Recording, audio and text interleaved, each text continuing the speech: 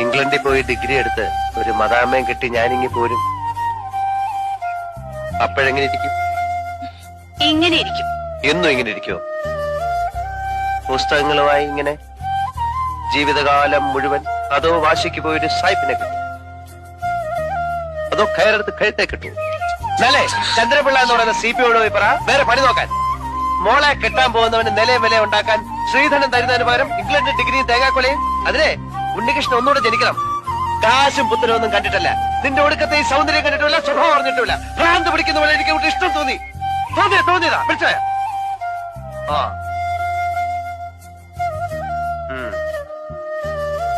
ഒച്ചയും വെള്ളവും കൊടുങ്കാറ്റ് പോലെ. എന്തിനേത്? ഇതാണ് പ്രേമം. ഉണ്ണികൃഷ്ണൻ മീരെ പ്രേമിക്കുന്നത് കൊടുങ്കാറ്റ് പോലെയാണ്. അയ്യോ, അപ്പൊ ഞാൻ പറഞ്ഞു പോവല്ലോ. എന്നാ ഒരു കാര്യം ഞാൻ മന്ദമാരുതനായിക്കളെ തഴുകിക്കോട്ടെ. എന്താ? തഴുകിക്കോട്ടെ. ഡെമോൺസ്ട്രേഷൻ ഞാനങ്ങോട്ട് പറയാൻ ഭാവിക്കാൻ അങ്ങനൊന്നും ചെയ്യാൻ പാടില്ല. അതെ, തഴുകിക്കോട്ടെ എന്നൊക്കെ ചോദിച്ചേ വേഗം